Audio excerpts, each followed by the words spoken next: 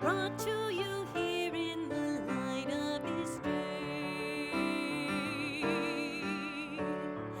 Gather us in the lost and forsaken, gather us in the blind and the lame.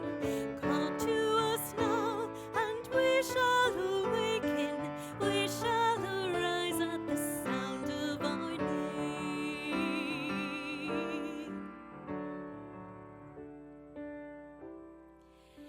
Today, in our gospel reading, Jesus stands accused of driving out devils in the name of the devil. What a bizarre concept.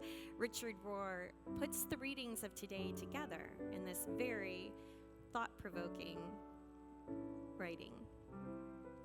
In general, you tell people how to respond to you, and Jeremiah in the first reading is setting himself, the people, and Yahweh up for a negative response. In being against the devil, Jeremiah has become a bit of a devil himself. He condemns, fears, and scatters. He is a split and divided prophet at this point. This is surely what Paul later means when he says, prophesying is imperfect. Jeremiah does eventually mature, but it takes more suffering and failure to refine this reluctant prophet. And there is still much failure to come in the rest of Jeremiah's life. Jesus will carry his message further in the Gospel of Luke. He is doing good, driving the devil out of a man who cannot speak. One would think this would make the crowds happy, but they accuse him instead of even being a devil himself. When you try to fight evil, are you invariably accused of doing evil yourself? Isn't that interesting and strange? Read history, and especially the lives of whistleblowers, justice seekers, and peace workers.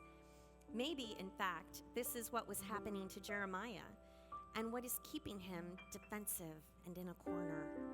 At any rate, in this admittedly confusing text, Jesus variously defines himself as not divided, someone stronger, the finger of God, the reign of God, and finally as the one who gathers.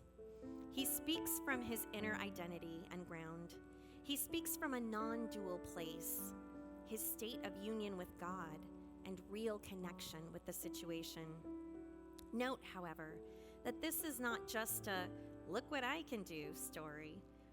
Jesus says we can gather with him in this way too. He always invites us in his own victory. Whole people create whole people. Divided people heal nobody, but only scatter because they are scattered and unwhole themselves. They perpetuate the problem. Their motives, their loyalties, their identity, and their emotions are all over the place. The Greek word for devil is diablos, which means split or divided, literally thrown apart.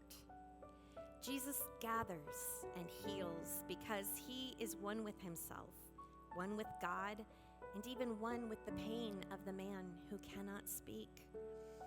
He even wants to be one with the crowd.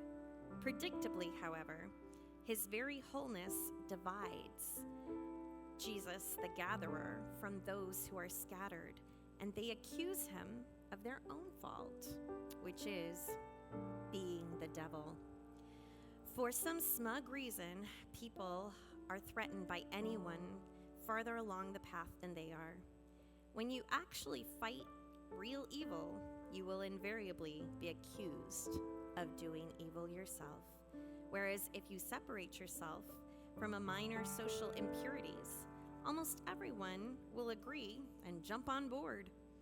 You see why we need deep discernment and real wisdom when it comes to the battle with evil. Today, let's ask ourselves, are we willing to be accused of doing evil in order to do good? Are we willing to deepen our discernment so we know the difference?